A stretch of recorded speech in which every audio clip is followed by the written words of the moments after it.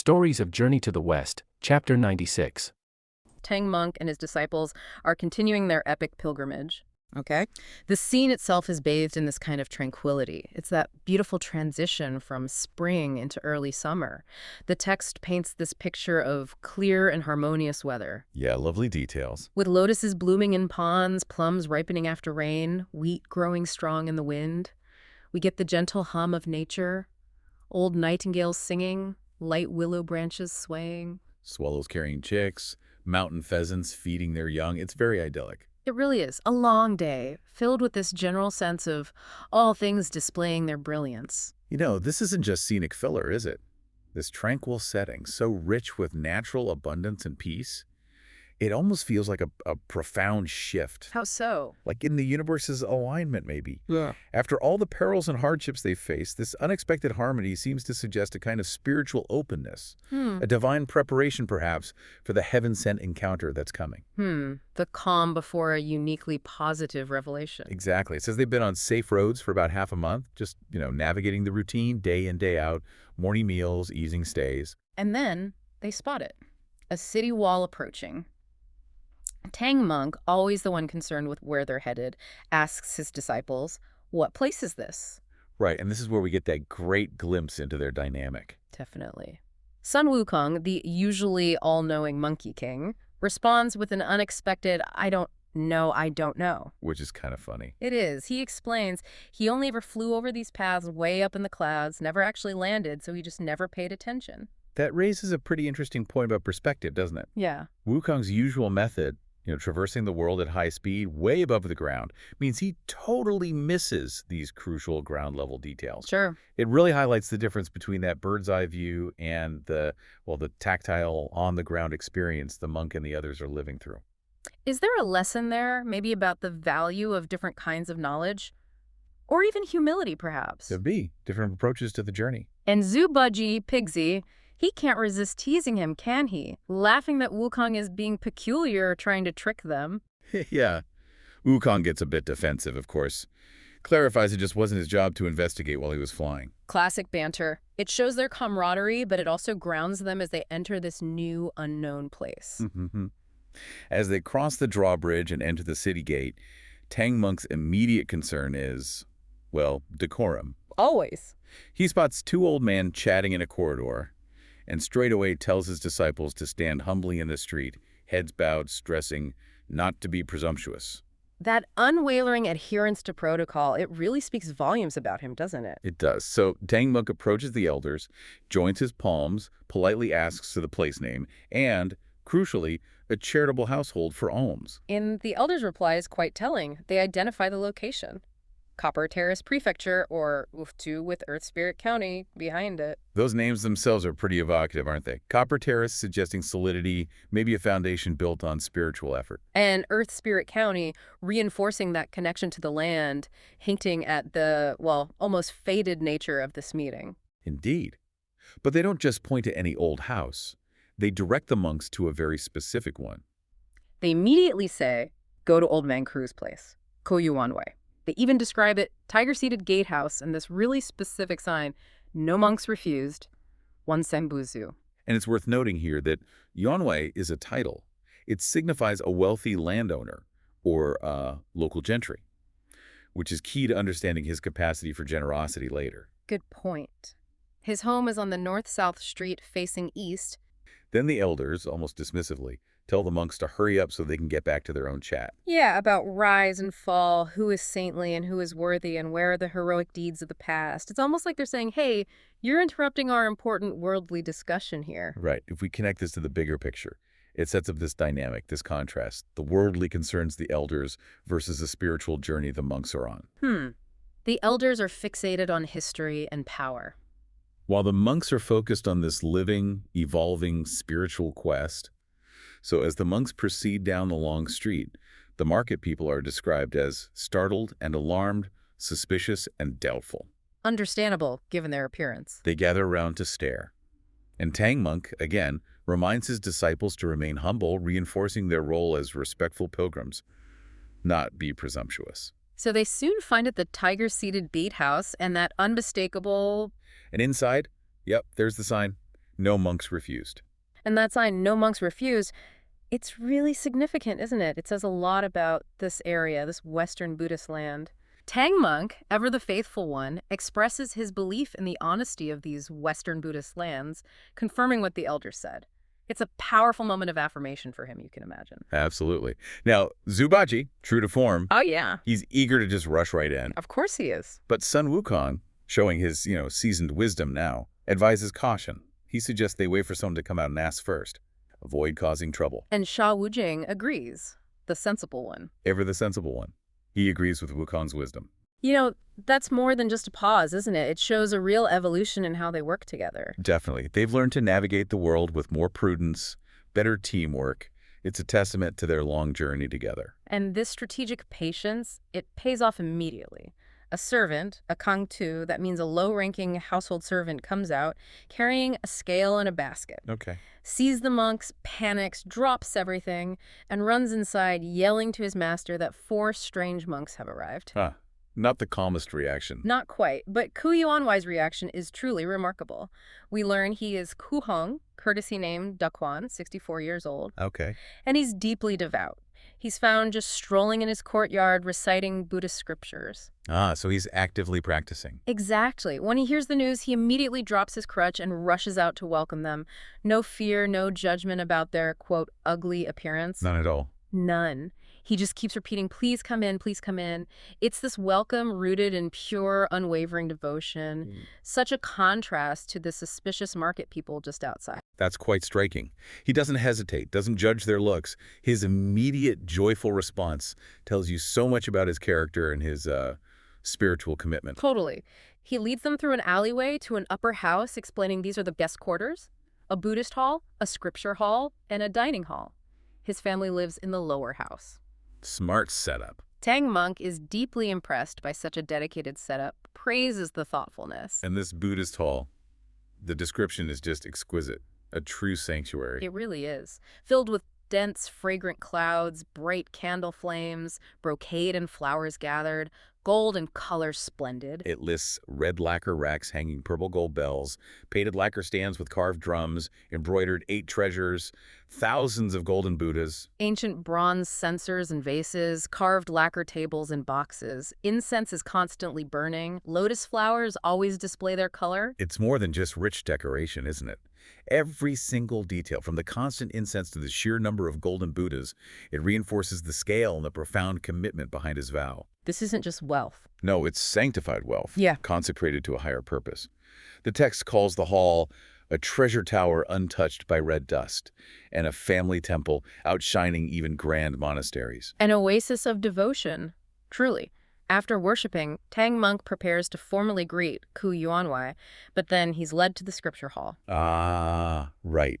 And if the Buddhist hall showed his spiritual practice, Then the scripture hall reveals the profound intellectual and scholarly depth of his devotion. What does this level of commitment to learning tell us about him, and maybe about the ideal of a truly devout Buddhist in this time? well, it tells us he's not just a generous benefactor, he's a genuine scholar of the Dharma. Right. This hall has square tables and vertical cabinets just stacked with countless scriptures, and jade boxes and golden cases storing many scrolls. Wow. Painted lacquer tables hold exquisite writing implements, paper, ink, brushes, inkstones. There's a pepper-scented screen displaying calligraphy, paintings, zither, and chess, embodying subtle and profound true tastes. So it's a place where wisdom is actively cultivated, preserved, ensuring his quest goes beyond just charity. Exactly. The atmosphere itself is described as transformative, clear air refreshing the spirit, and a fasting heart naturally feeling at peace. This man has literally created a spiritual haven within his own home. Pretty remarkable. It is. And this brings us to the moment where all the pieces just spectacularly align. After Tang monk removes his cassock and introduces the disciples, Ku Yuanwai reveals his lifelong vow. This is it.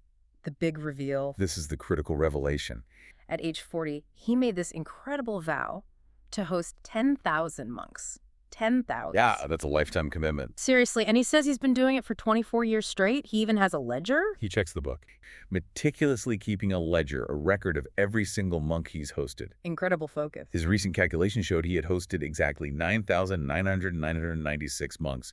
He needed only 4 more to complete his vow. Only 4, and then? And then, Tangberg and his 3 disciples arrive at his gate. The perfect, undeniable 4. It's almost unbelievable. He exclaims that their arrival is heaven sent, perfectly completing his vow of 10,000 monks. It's just a moment of pure, profound synchronicity. You can just imagine the feeling. Kuyuanwei is so overjoyed, he asks them to stay for over a month to celebrate completing the vow. A big celebration. And it gets even better. After the celebration, he promises to provide sedan chairs and horses to send them on their way to Spirit Mountain. And he notes it's only 800 li and not far. Which, for context, is roughly 250 miles. Given the epic journey they've been on, that really isn't that far, relatively speaking. Right. Tang Monk, understandably, is very happy and readily agrees to this incredible, totally unexpected arrangement. Kuyuanwei, described as deeply devout, and he's genuinely thrilled, tells his household right away, prepare a feast for these heaven-sent monks. Kuyuanwei's wife... The source tells us she's pretty startled, maybe even a bit afraid by the disciples' appearances. Sun Wukong, Zubaji. They're described as ugly or unusual. Right, not exactly conventional looking. Not at all, but almost immediately her perspective just flips. She concludes that their strange, kind of ancient forms must mean they're heavenly beings descended to the mortal world. Wow, quite a leap. It is, and it uniquely highlights this human tendency for, well, immediate bias based on appearance, doesn't it? Even for someone devout like her. Yeah, that's a great point. It shows how ingrained those first impressions are. Exactly, even while her devotion kind of compels a second, more profound interpretation later on. And as if to really drive home that initial shock for the old woman, our friend Zubaji, well, he makes quite an entrance. Oh, you mean his voice? Yeah. The source says his booming voice was so loud it was like a tiger's roar in a deep mountain. Must have startled her even more. I bet. And that this quick pivot, from fear to reverence that the source documents, it serves as a really powerful example of how preconceptions can be challenged. That's true. What initially frightens or surprises can, well, upon closer inspection, reveal something profound or even divine, at least within this story's context. Sort of a reminder to look beyond the surface. A theme we see again and again in the journey. Hashtag intellectual curiosity and the grand scale of the journey. Definitely. So as the monks start to settle in a bit, the scene shifts. It's a different kind of encounter now. Okay. Kuyuanwei's 2 young sons, they're scholars, Ku Liang and Ku Dong. They arrive home from their studies. Ah, the educated sons. Precisely. And the sources describe their immediate, very respectful deference to Tang Sanzang. They bow low before him. Their respect for his spiritual stature is really clear. And how does Sun Zong react? Well, his response to their education is particularly telling, I think. He quotes this line, "Dia Xu Huo." Okay. And Yeah. what's the gist of that? It basically translates to excellent, excellent. If you want your family to flourish, do good deeds. If you want good descendants, make them study. Ah, so it connects doing good with education for future success. Exactly. This really underscores a crucial value system here. The link between a family's success and cultivating both, moral conduct and intellectual pursuit. And the sons, being scholars, they don't just stop at bowing, right? They lean into that. They do. They show this real intellectual curiosity. They actually start questioning Tang Sanzang about the 4 great continents. Oh, interesting. Yeah, and they even reference a specific text, the Shilin Guangji, which was like a known encyclopedia of the time. So they knew their stuff. Seems like it. They know they're in this West Nie continent, and they ask about South Vipa, which is where Sanzang came from. And then the big question. And then the big one. Yeah. How many ages? Or essentially, how long is this epic journey actually taken? And Sun Zhang's answer really hits home, doesn't it? It really does. His candor is striking.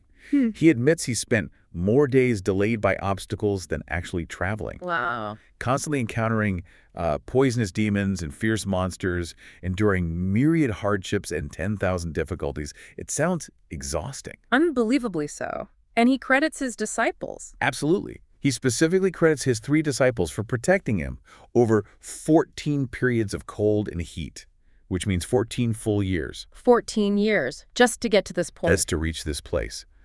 The source portrays a journey that's not just about distance. I mean, it's about relentless struggle, immense resilience. And the importance of his companions. You really feel that. Okay. 14 years. It's not just about individual effort, is it? It's also about adaptation, resilience, relying on others. Well said. And speaking of being sustained, after these intellectual discussions, the scene shifts again. Okay, where to now? To the dinner table. Imagine this. The family invites the 4 monks to dine. And the sources, they provide such rich, really evocative details about the feast. It brings the whole thing to life. I love these descriptions. What do they tell us? Well, the setting itself speaks volumes. We hear about gold lacquer tables and black lacquer chairs. Clearly opulent, meticulous care. Fancy stuff. Very. And the food is described with this almost poetic precision. The first row has 5 colors of high-quality fruits, all freshly arranged in fashionable styles by skilled craftsmen. Wow, not just thrown in a bowl then. Not at all. Yeah. It highlights this aesthetic appreciation, the sheer effort involved in honoring their guests. And then there are rows of small dishes, more fruit, snacks, all described as sweet and delicious, every item fragrant. Sounds incredible. The generosity is palpable. It really is. It signals this extraordinary level of respect Ku Yuanwai has for them. And it wasn't just like fancy finger foods, right? There were main courses too. Oh, yes. For the main courses, they served plain soup with rice, plus steamed rolls and steamed buns. Ah, proper food for hungry travelers. Exactly. All described as spicy, hot, and steaming, and completely delicious and truly filling. It's a mix of luxury and, practical sustenance. And the service, I imagine it was efficient. Incredibly so. The sources detail 7 or 8 servants moving back and forth and 4 or 5 cooks working without stopping. Wow, a hive of activity. It paints this picture of highly organized, almost overwhelming generosity. It's like a hallmark of devotion in this context. And there's this vivid simile. The soup pourers poured soup, the rice servers added rice, coming and going like shooting stars chasing the moon. Like shooting stars chasing the moon. That's brilliant. Just constant, seamless service. Exactly. And of course, our friend Zubaji gets a special mention again. Naturally. How's he eating this time? Eating one mouthful, one bowl, just inhaling it. With such speed, it's likened to wind sweeping away clouds. You can just picture him. Glad they enjoyed it, though. Oh, the sources confirm. The disciples and master enjoyed the meal immensely. #tag the virtue of perseverance and grand spiritual celebrations. Okay, so after this, truly epic meal, Tang Sanzang, he's always focused on the quest, right? He wants to get back on the road. Always the goal in mind. But Ku Yuanwai insists they stay. And here's where it gets really interesting. There's a powerful reason why. There is. Ku Yuanwai reveals he has spent, get this, 24 years completing a vow. 24 years. Wow. What was the vow? To host 10,000 monks. And Sanzang and his disciples are basically the final guests needed to fulfill it. He needs them to stay for the big celebration marking its completion. 10,000 monks over 24 years. That's staggering commitment. It really is. And he quotes that saying, San Silo, which means, roughly, as the saying goes, starting is easy, finishing is hard. So true. And this commitment, stretching over decades, it profoundly illustrates that virtue of seeing something through right to the very end. It's a testament to unwavering dedication. So they have to stay for the party, basically. Essentially, yes, a very significant, very spiritual party. And the scale of this celebration is, remarkable. Yongwei invites 24 local Buddhist monks. And the preparations for this celebration of the 10,000 monk feast, they're so extensive they take 3 to 4 days just to organize and write everything out. They even choose a specific auspicious day for the ceremony itself. Serious planning involved. Very serious. And the sources detail this elaborate Buddhist ritual. It meticulously mirrors, grand earthly celebrations, but with a deep spiritual focus. What kind of things did they do? Well, they raised large banners and laid out golden images. They held candles and burned incense for offerings. There was sound, too, beating of drums and striking of cymbals, playing of zithers and plucking of pipes. Quite the sensory experience. Absolutely. Cloud gongs and horizontal flutes played clear notes. The whole description really highlights the profound spiritual diligence and the community devotion involved. And the ritual itself, it had structure. Oh, yeah. Yeah. It followed steps. Honoring local deities first, that inviting divine generals, issuing official documents, bowing to Buddha statues, it speaks to a very deeply ingrained spiritual practice, all designed to bring merit and protection. And specific scriptures were involved too, right? Yes, very specific. They discuss a volume of the Peacock Sutra, every sentence removing calamity and obstruction. They also lit a frame of medicine master lamps, every flame shining brightly. Powerful stuff. Indeed. And they performed the water repentance to resolve grievances, and recited the Avatamsaka Sutra to remove slander. A whole range of practices. So it's this incredibly intricate sequence of ritual. Exactly, all diligently performed. The text mentions the 3 vehicles of wonderful dharma, different Buddhist paths or teachings, and emphasizes how 1 or 2 shaman all alike in their commitment. It really paints this vivid picture of a community united in profound spiritual dedication. It's far more than just a feast then. It's the culmination of a sacred duty spanning decades. Tang Sanzang, his mind is just elsewhere. Completely. Right after 3-day Buddhist ritual, you'd think he'd want to relax after that, right? Enjoy the comfort. But no. The moment it's done, what's his first thought? He wants to leave immediately for Leiyin Temple. Yeah, the rush. It's this deep, almost desperate urgency. It goes beyond just getting there. See, he made this solemn promise. To the sacred monarch. Exactly, to return within 3 years. It's now been 14 years since he left home. He's terrified about the consequences. And he knows the journey back isn't short either. No, he figures another 12 or 13 years just to get back with the scriptures. Okay. So this imperial deadline, it's everything to him right now. Okay, so Tang Sanzang's got this massive pressure, this deadline in his head. But not everyone in his group is quite on the same page, are they? Not even close. And this is where it gets really fun, character-wise. Bunch of Pigsy. Exactly. Pigsy has a very, very different perspective on leaving all this comfort behind. What does he say? I imagine it's pretty direct. Oh, completely. Yeah. Pigsy just comes right out and complains, calls the master's hurry inhumane, says he's not following people's wishes. Huh. Following Kigsy's wishes, more like. Pretty much. He points out Elder Ku is loaded. They've got all these ready-made good vegetarian meals just sitting there. Why go back to begging on the road? Makes a certain kind of sense, I suppose. For Pigsy, absolutely. He even suggests, hey, let's just stay for a year or so. What's the harm? A year. And how does the very spiritual, very deadline-focused Tang Sanzang react to that? Not well. He gets really angry, calls Pigsy a beast who only thinks about food and scratching his belly. Ouch. Yeah. He even threatens to just leave them all behind, go on alone if they're going to be so focused on greed and delusion. Wow, so he really lays down the law. It's a serious spiritual discipline thing for him. Absolutely. It's a constant battle against these earthly temptations, even within his own group. So that's a pretty intense moment. Master versus disciple. How do the others react? Monkey and Sandy. Well, Monkey King, Sun Wukong, sees the master's furious and immediately steps in. Uh-oh. Yeah, he grabs Pigsy, gives him a punch, and basically tells him off for annoying the master and making everyone look bad. Classic Monkey. Enforcing the hierarchy. Totally. And Sandy, Sha Wujing, he just kind of laughs and says Pigsy talks too much. He often plays the observer, doesn't he? He does.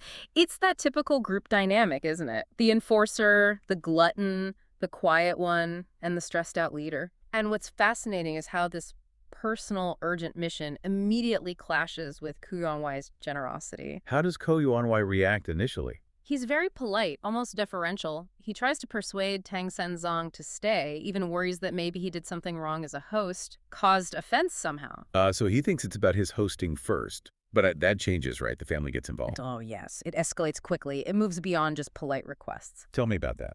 Well, Ku Yuanwai's wife, the old lady, she steps in. She points out they've already been there half a month. Okay. And then she offers to host them for another half month using her own pin money. Her pin money? That sounds significant. It really is. For that time, it's her personal funds, maybe hard-earned savings. Offering it up like that is a huge act of personal devotion. So that really ratchets up the pressure, doesn't it? Emotionally, morally. Definitely. It's not just the host now. It's the matriarch making a personal sacrifice. And the sons join in, too. Right. The 2 sons, Kudong and his brother, they add another layer. They stress that their father has been trying for 20 years to host 10,000 monks, and Tang Senzang's arrival finally fulfilled this lifelong goal. So their arrival is like the capstone to this massive family effort. Exactly. And they even quote a saying, something like, one reaps what one sows. If one doesn't sow, one won't reap, meaning they want to gain good karma, or merit from hosting these holy men. And guess what? They also offered a host for another half month. So now it's not just about comfort, it's spiritual. It's about their family's merit. Precisely. It transforms from simple hospitality into, well, a spiritual transaction. The Ku family isn't just being nice, they're actively seeking karmic reward. How do you even refuse that? Yeah. Declining isn't just rude, it's like you're blocking their path to enlightenment or something. It's an incredibly difficult position, denying their spiritual investment, basically. You can just picture Tang Sanzang trying to hold firm against all that. Pigsy is complain. Pigsy, what does he say? He basically calls Tang Sanzang too unaccommodating, unreasonable. Doesn't hold back at all. And let me guess, his reasoning is... He suggests staying for maybe a month. He just wants the comfort, the food. It's so relatable, that immediate desire versus the big goal, like trying to stick to a diet when there's cake right there. Exactly. How does Tang Sanzang react to that? He's furious, scolds Pigsy, totally ignoring the spiritual purpose, the dedication and merit transfer. Ouch. And Pigsy's reaction is pretty funny. He actually hits himself in the mouth, muttering, "Don't talk so much, you're speaking again." Like immediate regret. That's quite a scene. But things get tense even with Monkey. Tang Sanzang actually threatens him with the golden fillet spell. The headache spell. Oh, wow. Yeah. And Monkey immediately hits his knees, begging forgiveness. So even the mighty Monkey King knows his place here. It's a stark reminder. Even he is bound by Tang Sanzang's authority and the mission's rules. This whole mess really shows the different personalities, right? The different motivations all clashing. Absolutely. It's not just Tang Sanzang's resolve being tested, it's how it ripples through the whole group. Okay, so Tang Sanzang holds firm despite the family's pleas and Pigsy's protests. Right. Faced with this unwavering resolve and probably the rising tension, Ku Yuanwai finally gives in. Reluctantly. He agrees they can leave, but not right away. No, it has to be the next morning. But just agreeing isn't the end of it for Ku Yuanwai, is it? How does he handle this acceptance? He doesn't just say, okay, safe travels. No, he immediately starts planning this enormous send-off. A farewell party. On a scale you wouldn't believe. Yeah. It showcases his immense wealth, yes, but also how important this farewell is to him. He orders his staff to write hundreds of invitation slips. Hundreds for you. Neighbors, relatives, then prepare a huge farewell banquet. Get 20 pairs of colored flags, hire musicians, invite monks from the Southern Temple and Taoists from the Eastern Peak Temple. Wow. So basically mobilizing the entire religious and social community. Exactly. And all this needs to be ready by, 9 to 11 a.m. the next day? That's an incredible amount of organization. Overnight. The description is amazing. Frenzied activity all night. Servants running, chefs cooking up a storm, decorators shouting, messengers dashing everywhere, getting sedan chairs, horses ready. It sounds like chaos, but incredibly efficient chaos. Yeah, and there's that line, only money can achieve this, or maybe no amount of money is too much. So the disciples, they start packing up. Baji's grumbling, obviously. Of course. Zhashing's getting the horses. Wukong gives the master his staff, and he grabs that crucial document, the customs clearance paper. The Tung Wen Wendy, yeah. Very important. But just as they're about to head out the door, boom, another feast. Huh, yes. How does this one stack up? Is it even grander? Oh, it seems like it. If you think about the whole journey, this isn't just food. It's the grand finale farewell feast. Okay. The source really details it. A sea war, this huge hall laid out with Theo, banquets that are somehow even better than before. You get descriptions of high curtains, screens all around, that painting of Longevity Mountain and Fortune Sea, right? Symbols of good wishes. Exactly. Seasonal scrolls, incense. Yeah. It's a full sensory experience. And the food itself, it mentions these colorful decorative platters and tables literally piled with gold. Well, maybe gold-colored food or dishes, but definitely suggesting immense richness. Okay. And those sugar figures, lions and immortals made of sugar. Wow. It says his home, even though he's a commoner, is no less grand than a prince's place. So what does that tell us about him and the town? It's not just him, right? No, definitely not just him. It shows his incredible wealth and status, sure, but also the community's devotion. Ah. The guests are neighbors, relatives, fellow Buddhists, friends, all chanting Buddha's name, bowing. It's like the whole town is embracing them. A real community send-off. Totally. With music too, drums, zithers, flutes, singing. A proper public spectacle. Now this is where we really see the disciples' personalities come out, especially Baji. Food's involved, so. Predictably. What does he say to Shawshang? His classic line, Orishone. Basically, brother, eat up, load up. Once we leave Ku's place, we won't see food like this again. He's just so wonderfully direct about his desires. Completely. Earthy, immediate gratification. That's Baji. But Shawshang's reply, it's surprisingly philosophical. It really is. He says, who? That gent. Sure, no. Outfit. Something like, brother, what are you saying? The proverb goes, 100 delicacies, once you're full, you stop. There's only a private road, not a private stomach. Oh. Okay. It's this simple wisdom, right? True progress isn't about just consuming endlessly. It's knowing when enough is enough. A really sharp contrast to Baji. Showing that wisdom can pop up anywhere. Exactly. Yeah. Even from the quiet ones. But Baji, he's not having it, is he? Claims he can eat enough for 3 days. Naturally. And Wukong has to jump in, the practical one, reminding them they need to, walk after this. Yeah. Hey, remember walking. It sounds like this chaotic little family moment right before they leave. It really does. And it's not just for laughs, is it? No, not at all. It shows their individual struggles perfectly.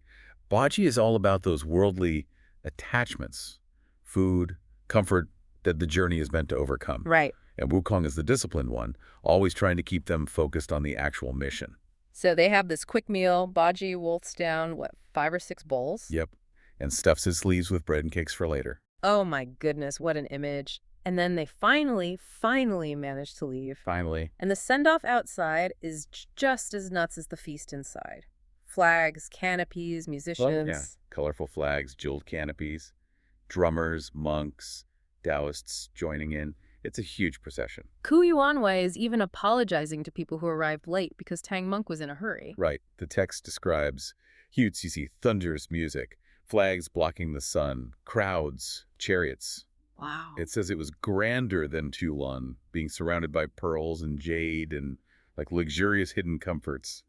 The whole city turned out. And it doesn't just stop at the gate, does it? No, it keeps going for miles. Groups of monks playing Buddhist music, Taoists playing their Taos, their mysterious tunes outside the city walls. More farewells. Yep, at the 10-mile pavilion, there's another stop. More food, more drinks. Ku Yuanwei is actually crying, begging Tang Monk to come back and stay longer. That's intense devotion, and Tang Monk makes him a promise. The significant one, yeah. He promises Ku Yuanwei he'll praise his virtue to the Buddha himself. Okay. And that he'll definitely return to thank him in person.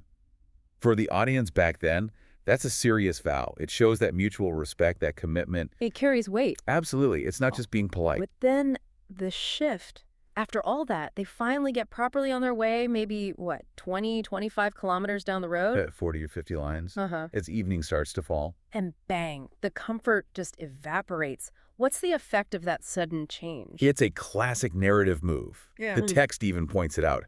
Which means? When joy reaches its peak, sorrow starts to emerge. Yeah. Or from a place of pleasure, sadness is encountered. It's this immediate jarring contrast. Right. From total luxury and adoration to the harsh reality of the road. It's like a splash of cold water for them and for us reading it. And guess who starts complaining immediately? Let me guess. Baji. You got it. Instantly complaining about leaving the good life. Yep. Grumbling about giving up ready-made meals and cool houses. It's almost funny how fast he flips. It is. And Tang Monk snaps at him, calls him a wicked beast, basically. Oh. Yeah, reminds him sharply. We need to see Buddha. Get the scriptures. Then he promises him endless food from the imperial kitchen after they succeed, almost bribing him. Huh.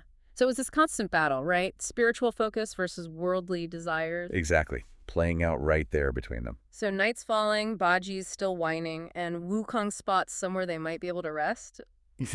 Ruined archway. A dilapidated archway, yeah. With faded words. Agwon Monastery. Sounds pretty run down. Forgotten. Seems like it. But Tang Monk's being knowledgeable, he makes a connection. To mythology. Yeah, he identifies Hwagwong Bodhisattva, says he was a disciple of the fiery five-light Buddha, got demoted after fighting some demon. Okay, so there's lore attached. Right. And Tang Monk expects maybe there's still a caretaker, someone living there. It kind of grounds their physical struggle in this bigger mythical world. So they go in hoping for, I don't know, a roof, Some shelter. Some basic sanctuary, yeah. Yeah. But what they find is just ruins. Really bad. Collapsed corridors, tilted walls, no sign of anyone. Just weeds, overgrown bushes, total decay. Not the refuge they needed. Oh, man. And then, just to make things worse. The weather turns. Okay. Of course it does. Let me guess. Rain. Heavy rain. Huh. Heavy rain. Ooh, Trader Jack. Yeah. Black clouds overhead, pouring rain. So they're stuck in this wreck of a building getting rained on. Pretty much. They have to huddle wherever they can find a bit of shelter from the wind and rain. The text says they spend a sleepless night just sitting or standing. Ugh. And staying quiet, too, so they don't attract demons or evil spirits. It's a really grim picture. A stark reminder of just how dangerous and uncomfortable this journey actually is.